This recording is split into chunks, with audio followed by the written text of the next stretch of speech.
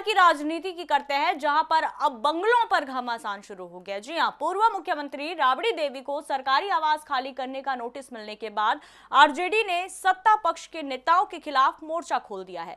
राबड़ी देवी के आवास पर कार्रवाई से शुरू हुआ विवाद। भवन निर्माण विभाग ने पूर्व मुख्यमंत्री राबड़ी देवी को 10 सर्कुलर रोड का बंगला खाली कर 39 होर्डिंग रोड में शिफ्ट होने का आदेश दे दिया। आरजेडी ने इसे राजनीतिक प्रतिशोध बताते हुए पलटवार किया है। आरजेडी प्रवक्ता नवल किशोर यादव ने भवन निर्माण विभाग को साफ तौर पर पत्र लिखा है और सवाल पूछा है कि जेडीयू और हम के दिग्गज नेता संजय झा, देवेश चंद्र ठाकुर हो या जीतन राम मांझी अब तक पटना के सरकारी बंगलों पर किस हैसियत से कब्जा जमाए हुए हैं। राज्यसभा सांसद और जेडीयू के कार्यकारी अध्यक्ष संजय झा ने मंत्री रहते हुए बिहार सेंट्रल पूल का आवास अब तक खाली नहीं किया है। सीतामढ़ी से सांसद चुने जाने के बाद भी देवेश चंद्र ठाकुर पटना में सभापति के तौर पर मिला। पुराना सरकारी मकान अपने पास रखे हुए जीतन राम मांझी ने गया से सांसद और केंद्रीय मंत्री बनने के बाद भी पटना का आवास नहीं छोड़ा है। आरजेडी ने विभाग से स्पष्टीकरण मांगते हुए कई गंभीर आरोप लगाए हैं। आरजेडी प्रवक्ता ने कहा कि क्या इन नेताओं से नियमों के मुताबिक 10 गुना ज्यादा किराया वसूला जा रहा है या फिर रसूख के कारण इन्हें रियायत मिल रही है।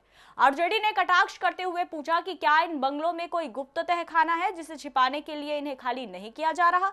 जीतन राम मांझी के आवास पर सवाल उठाते हुए पूछा गया कि क्या ये बंगला उनकी बहू को आवंटित किया जाएगा, क्या नियमों में इतनी सीनियरिटी की अनुमति है।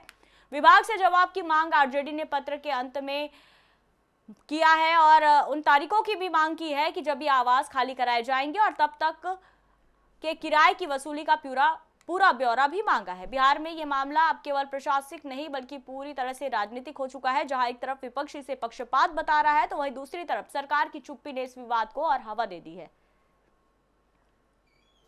तो बिहार की राजनीति अब बंगलों तक आ गई है। पटना में बंगला वॉर चल रहा है। बताइए, आरजेडी ने साफ तौर पर कई गंभीर आरोप जेडीयू और हम पार्टी पर लगाए और कहा कि इन्हें किस हैसियत से यहाँ पर रहने दिया जा रहा है। क्या ये किराया ज्यादा दे रहे हैं या फिर रसूख की वजह से इन्हें दिया जा रहा है, या फिर आप देखिए बीते दिनों जिस तरह से जेडीयू ने आरोप लगाया था उसी तरह से अब आरजेडी भी उस लाइन पर चलते नजर आ रहे हैं। और इस पूरे मामले पर ज्यादा जानकारी के लिए सहयोगी संजय हमारे साथ जुड़े हैं, उनसे जानकारी लेंगे।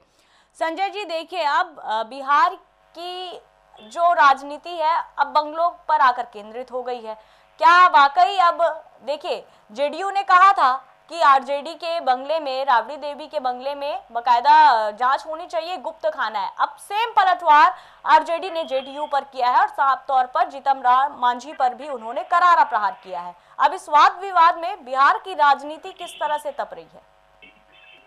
बिल्कुल, बंगले पर सियासत खूब हो रही है इन दिनों बिहार में, क्योंकि बिहार की राजनीति जब से सरकार बनी है और एनडीए की सरकार पूर्ण बहुमत में बनी है तब से जो है सत्ता पक्ष के पास भी कोई मुद्दा नहीं है और ना ही विपक्ष के पास कोई मुद्दा है।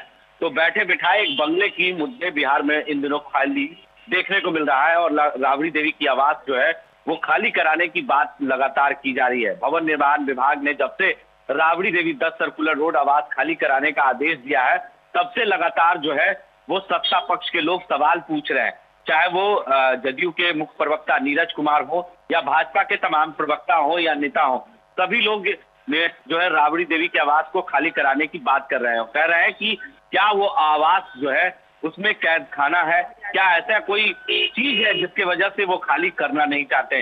ये तमाम चीजों को लेकर उसी वक्त से सियासत हो रही है और अब जो है आरजेडी के ओर से भी पलटवार किया गया है, यानी जवाबी हमला कह सकते हैं कि एक तरफ से किया गया है। और जवाबी हमले में जो जवाब दिया गया है उससे साफ जाहिर होता है कि बिहार में अब बंगले पर ही सियासत हो रही है खूब, और ऐसे में बंगले को लेकर खास तौर पर राजनीति की जा रही है। जिस तरीके से बंगले को लेकर नवल किशोर यादव जो आरजेडी के मुख्य प्रवक्ता हैं उन्होंने एक पत्र जारी किया है और भवन निर्माण विभाग को यह पत्र भेजा है।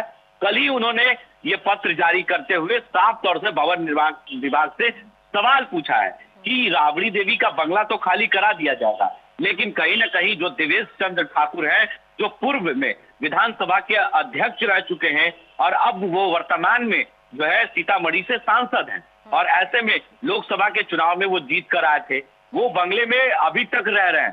तो ये कहीं ना कहीं ये बंगले को लेकर लगातार अब दोनों तरफ से एक तरह से कह सकते हैं कि लेटर बॉक्स, लेटर बम फोड़ा जा रहा है, पत्र बम, और ये बम जो है वो सीधे तौर पर भवन निर्माण विभाग के ऊपर फोड़ा जा रहा है और पूछा जा रहा है कि राबड़ी देवी का तो आवास आवंटित भी हो गया, उन्हें खाली भी कराने का आदेश दे दिया गया, लेकिन जीतन राम मांझी किस हैसियत से उसमें रह रहे हैं, जबकि वो तो कहीं केंद्र ना में कहीं मंत्री अब इस हैं। लेटर बम से बिहार की सियासत एक बार फिर से गरमाई हुई है। देखना होगा कि क्या मोड़ ये पूरी लेटर बम की स्थिति जो है वो लेती है। फिलहाल तमाम जानकारी के लिए बहुत धन्यवाद संजय जी।